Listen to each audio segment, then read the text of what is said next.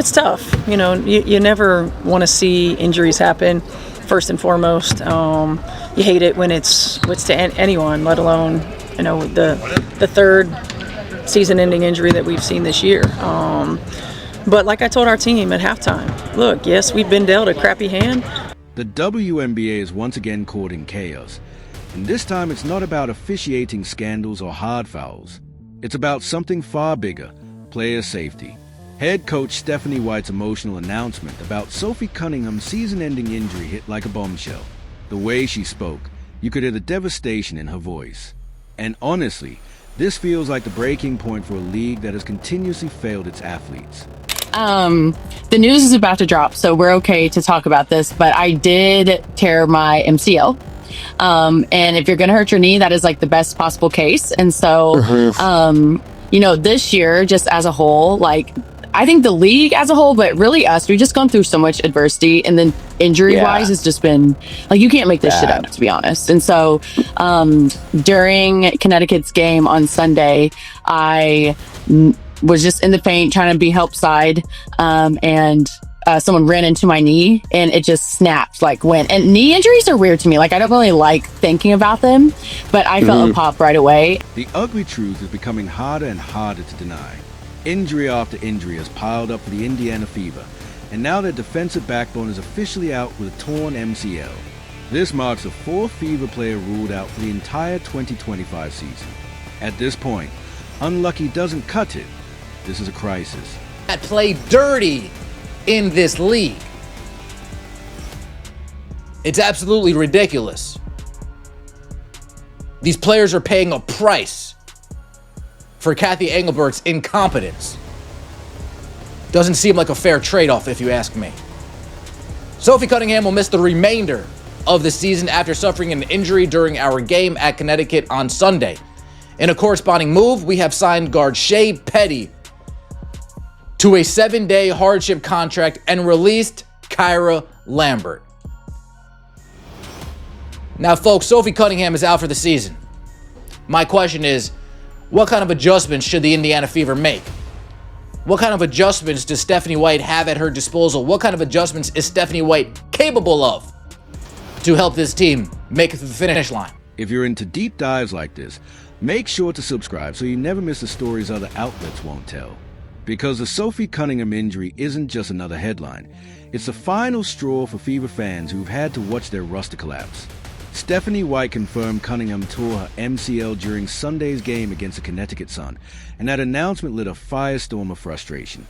Fans are tired of watching what should have been a championship run get destroyed by non-stop injuries. Actually, the Indiana Fever didn't even report what the knee injury was. They just said that it would be season-ending. However, Alex Filippo, she reported that Sophie Cunningham did tear her MCL and that she would be out for the rest of the season, but she is expected to make a full recovery before next season. So obviously that is good news. And when you talk about tears in your knee, an MCL is one that has a quicker recovery period for the most part than something like an ACL, or sometimes even meniscus can be longer than an MCL. A patellar tendon obviously is much more severe than all of them. So it was good news relatively, that it was an MCL and not anything more serious. And think about it. 4 Indiana Fever players are done for the year. Sophie Cunningham joins Ari McDonald, sidelined with a broken foot, Sydney Colson with a torn ACL, and of course, the ongoing uncertainty around Caitlin Clark's lingering groin injury. That's basically half their rotation gone. And while all of this unfolds, the WNBA just sits back in silence, issuing vague day-to-day recovery updates while pretending nothing is wrong. It's insulting. You guys, the day of the game, that she was done for the year. Now, so everybody that was jumping in my comments like, oh, you're clickbaiting, you don't know. No, I knew it was over. I knew. So now the Indiana Fever have officially come out and let it be known. This right here is by Underdog WNBA. It says Sophie Cunningham diagnosed with torn right MCL per Chloe Peterson. And this is awful news. This is just awful. Cunningham's injury itself was brutal to watch. It happened in overtime against Connecticut when Bria Hartley drove to the basket and crashed into Cunningham's right leg. Sophie immediately grabbed her knee, collapsed, and the arena went silent. She had just celebrated her 29th birthday the day before, But instead of celebrating, she was being helped off the floor, never to return. Sadly, this kind of scene had become all too familiar for Fever fans. You had Sophie Cunningham, one of the best shooters, if not the best shooter, coming into the second half, shooting the lights out, right? Just absolutely dominating on that perimeter for the Indiana Fever and looking like a player that could actually help the Indiana Fever get far into the playoffs, be that X factor for them when the energy is down, they are getting blown out, or whatever the case may be. They can't even find a bucket.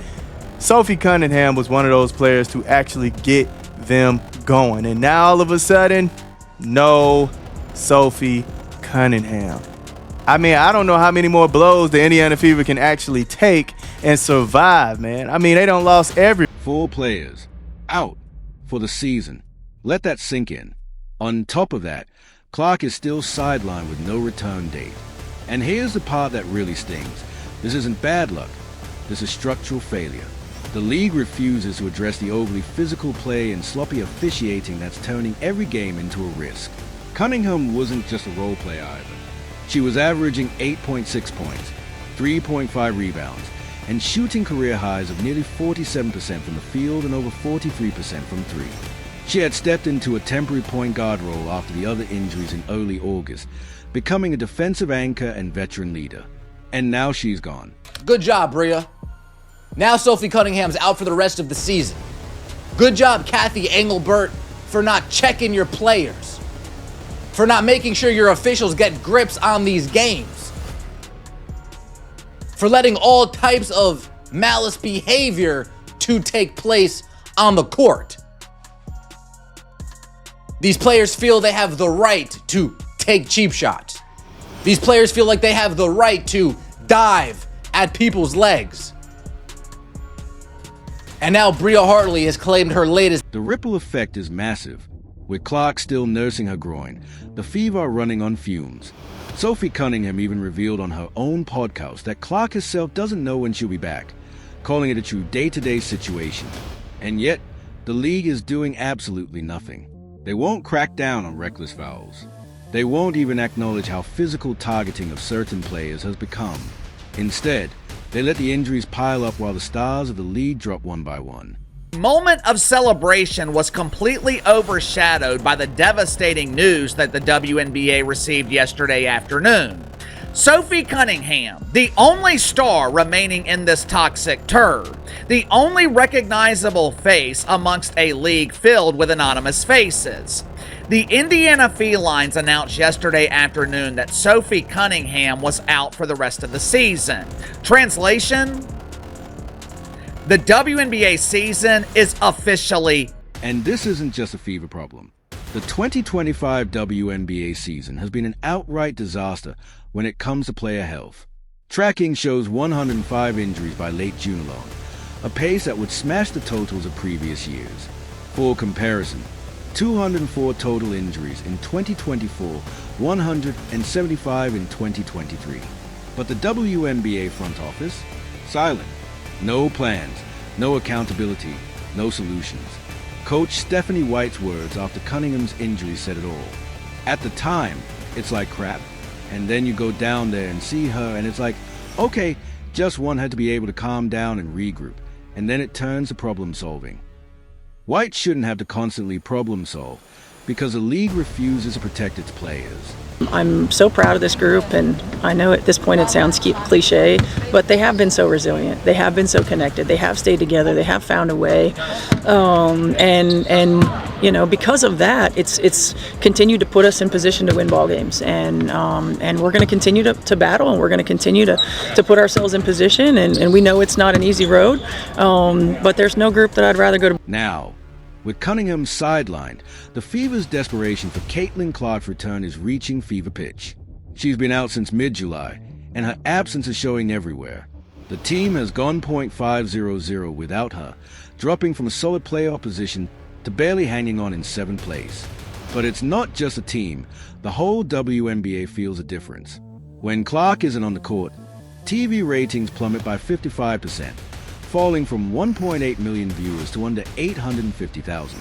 Ticket sales nosedive, with resale markets down more than 60%. That's how much weight Clark carries for the entire league. And even she admitted recently, this is the first time I haven't felt like a young body that can sprint every day. For a 23-year-old star to say that, the league should be alarmed. Instead, crickets. The dump averaged 1.4 million viewers on ABC, up 13% over last year. Of course, the number is inflated. It's an illusion. Ratings on ABC were inflated because nearly half their games featured the Indiana Felines. There were 12 games on ABC this year. 7 of them did not feature the Felines.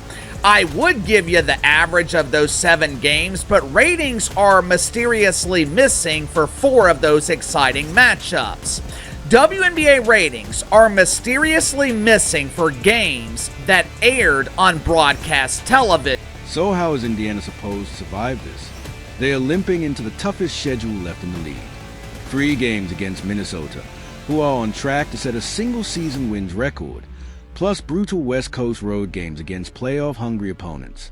According to strength of schedule stats, their final 9 games are the hardest of any team in the WNBA.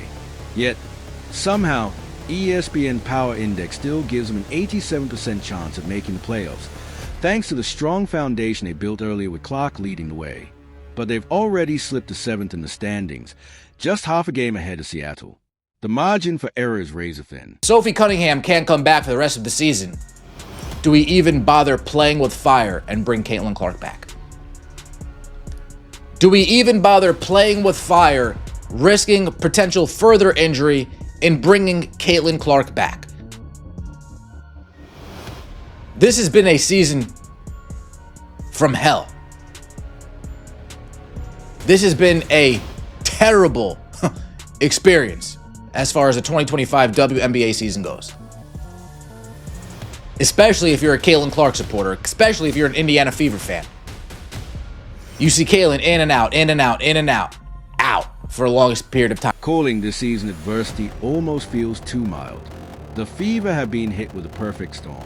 Clark had a quad strain in May, then a groin injury in June, then re-injured the groin in mid-July, and still hasn't returned. On August 7th, both McDonald and Colson went down for the year in the same game. And now Cunningham joins them just 10 days later. That's 3 point guards lost to season-ending injuries in 10 days, with their superstar sidelined indefinitely.